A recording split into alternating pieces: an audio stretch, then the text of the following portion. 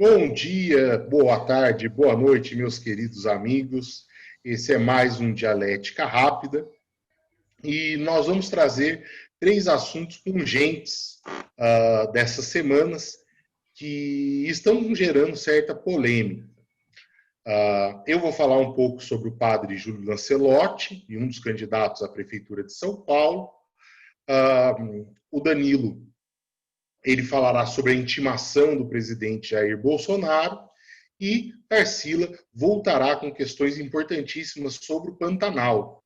Então, desde já, eu agradeço muito a participação de vocês, as visualizações do canal e, olha, vocês que nos seguem, vocês que nos assistem, estão de parabéns, eu agradeço muito. Vocês têm feito, têm dado combustível para que a gente continue fazendo esse trabalho que nós esperamos e tentamos cada vez mais criar de qualidade.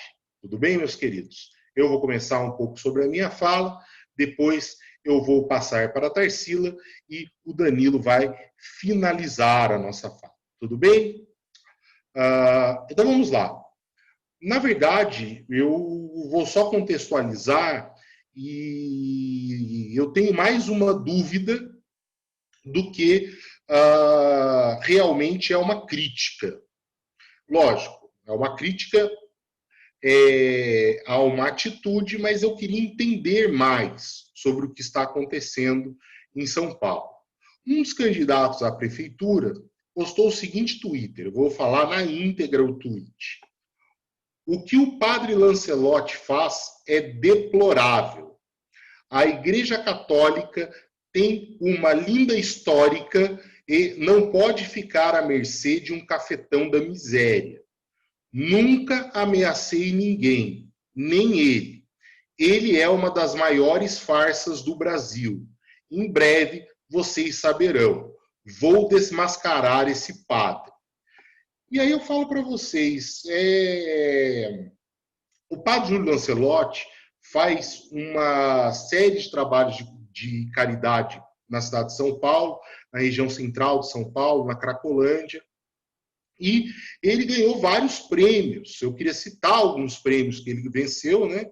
Ele ganhou em 2003 o prêmio OPAS, da Organização Pan-Americana da Saúde. 2004 ganhou o Prêmio Nacional de Direitos Humanos. 2004 ganhou o Prêmio Nacional de Direitos Humanos na categoria livre. Em 2005, ele recebeu uma menção honrosa do Prêmio Alceu Amoroso Lima de Direitos Humanos.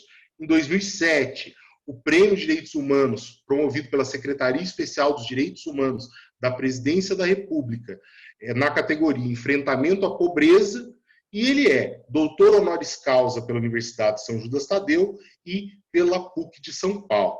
Então, é uma pessoa que não está desde ontem realizando caridade em São Paulo. E o que eu gostaria de entender é o porquê dos ataques desse candidato à prefeitura a esse padre ou a caridade que ele realiza.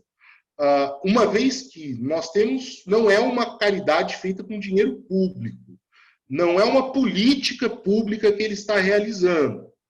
Então, eu não entendo que motivos esse candidato à prefeitura, além de visibilidade, tem de combater um padre que realiza caridade nas populações, realiza esse enfrentamento à pobreza nas populações mais pobres da cidade de São Paulo.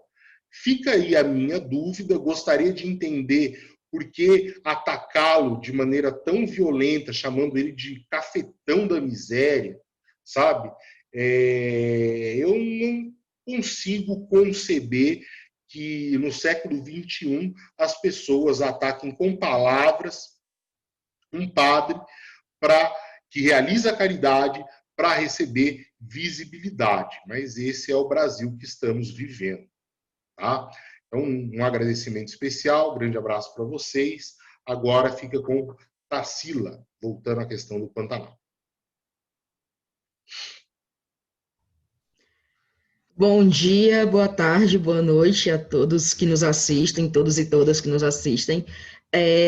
Volto a trazer a questão do Pantanal, certo? Diante de uma fala do presidente Jair Bolsonaro ao ir para o estado da Paraíba para inaugurar mais um complexo de usinas fotovoltaicas, né, que são usinas solares.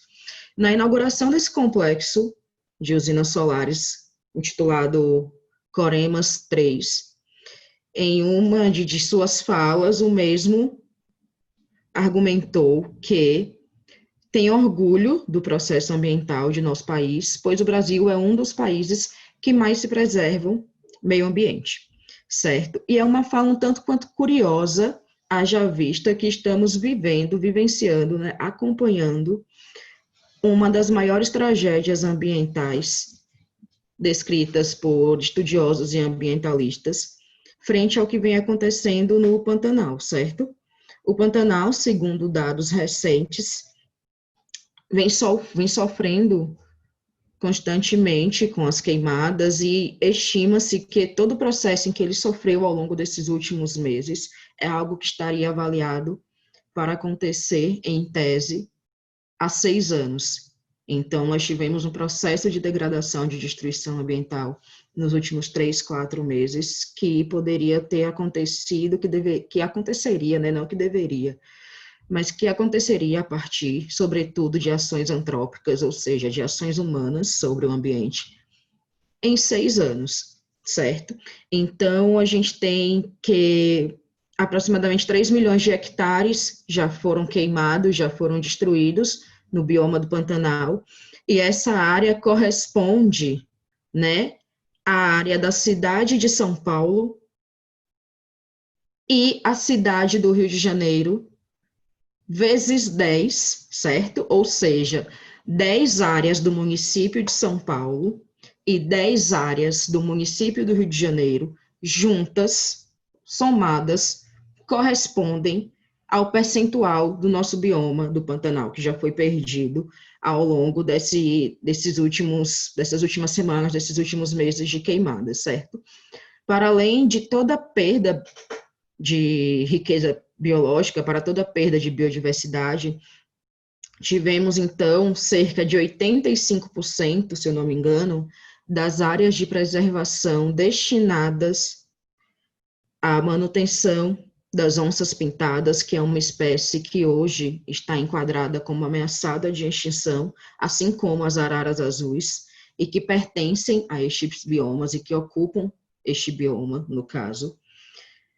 Nós tivemos cerca de 85% das áreas destinadas à preservação das onças pintadas e 92% das áreas destinadas à preservação das araras azuis totalmente destruídas, devastadas pelo fogo. Então, diante de uma tragédia ambiental, onde muitos pesquisadores e ambientalistas afirmam ser a pior tragédia ambiental das últimas décadas, ter uma fala em que o presidente diz que o país tem preservado o meio ambiente é um tanto quanto irônica e que nos faz refletir sobre quais processos de preservação do meio ambiente ele está se referindo, né, diante de todo esse cenário que estamos acompanhando. Então, a minha reflexão é nesse sentido, sobre o que é preservação, o que se tem feito efetivamente de preservação ambiental, quais são as políticas que o governo tem assumido para a preservação de nossos biomas, de nossa riqueza de biodiversidade, que é gigante, né? Não é à toa que temos grandes áreas preservadas. E, enfim, eu só queria trazer, então, essa reflexão, esse debate acerca desta fala e do que vem acontecendo no Pantanal e na Amazônia também ultimamente, tá? Passo para o Danilo, que vai falar também um pouquinho sobre a intimação que o nosso presidente teve para depor, e é isso. Olá, queridos amigos, Felipe, Tarsila, queridos internautas, queridos amigos e amigas que estão nos vendo. Eu hoje gostaria de comentar rapidamente sobre a atual situação do caso Moro, presidente Jair Bolsonaro.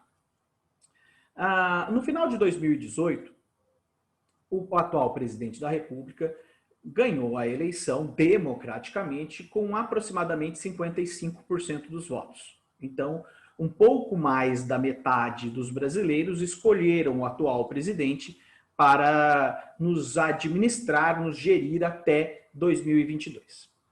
E é sabido que entre os vários fatores que fizeram com que ele ganhasse, antipetismo foi um fator muito decisivo e também o seu discurso moralista de combate à corrupção.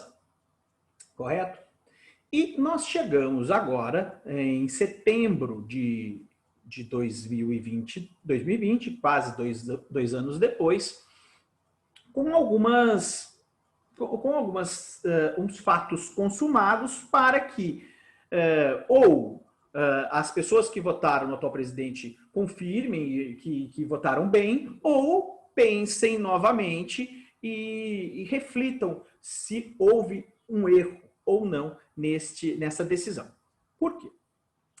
Porque no dia 24 de abril deste ano, o até então ministro da Justiça, Sérgio Moro, pediu demissão publicamente. Ele chamou a imprensa e disse de que estava numa situação muito desagradável porque o presidente estava pedindo que ele tomasse decisões que ele, Sérgio Moro, não achavam adequadas à sua posição de ministro, certo? Devido a esta saída, houve um processo em que, agora há pouco tempo, o atual ministro, o ministro do Supremo Tribunal Federal, Celso de Mello, intimou o presidente a responder algumas perguntas da Polícia Federal. E está havendo um debate jurídico se o presidente deve responder pessoalmente à polícia ou deve fazer o seu depoimento por escrito, correto? Muito bem. Então, o Celso de Mello está de licença-saúde e esse processo está sendo aguardado até o seu retorno para que essa decisão dele depor pessoalmente seja confirmada ou seja postergada para o futuro, ou ele tenha que fazer esse depoimento por escrito. Fato é que, segundo algumas fontes, 3 perguntas que a Polícia Federal tem já certas em fazer para o atual presidente, ele vai ter que se preparar para responder. E eu separei essas 3 perguntas para que vocês analisem se são perguntas que o presidente vai ter facilidade para responder ou que ele vai se sentir melindrado por um motivo ou por outro, tá? Então vamos às questões. Primeira questão que possivelmente a Polícia Federal vá fazer ao atual presidente Jair Bolsonaro. Por que Bolsonaro queria trocar o diretor-geral da Polícia Federal e o superintendente do órgão no Rio de Janeiro? Era para proteger familiares e aliados? Esta é a primeira questão. Segunda questão. Que relatórios de inteligência, afinal, o presidente Jair Bolsonaro desejava obter e que supostamente lhes estavam sendo negados? E terceiro, o presidente tentou interferir ou obter informações sobre as investigações do chamado inquérito das fake news em tramitação do STF? Ponto de interrogação. Estas são 3 questões que os cientistas políticos observam como sendo perguntas que o presidente talvez tenha dificuldade de responder. Porém, existe uma situação ainda mais difícil para o presidente. Segundo o próprio Celso de Mello, os próprios advogados do ex-ministro Sérgio Moro poderiam fazer perguntas ao presidente. Então, vejamos. O presidente tem consciência tranquila, o presidente tem uma total condição de responder essas 3 perguntas capitais e responder as perguntas do ex-ministro Sérgio Moro, sendo que Sérgio Moro saiu do ministério, ele fez questão de dizer que não estava acusando ninguém, mas que estava extremamente incomodado com a postura do presidente. Para encerrar, será que o nosso, é nosso porque é meu, eu estou aqui no país, eu estou no Brasil, ele é presidente do Brasil, será que o nosso presidente vai ter condição tranquila de responder essas perguntas? E será que vai responder? Fica aqui as minhas indagações e o meu desejo de uma semana repleta de alegrias, apesar dos tempos serem difíceis, e dizer que apesar da gente ter tido um probleminha no sábado, com certeza, uma hora ou outra, sempre a gente vai se falar por aqui, nesse novo ambiente de debate político, sociológico, filosófico e de troca de ideias. Muito obrigado a todos e todas e até a próxima, provavelmente sábado. Tchau, tchau. Até mais.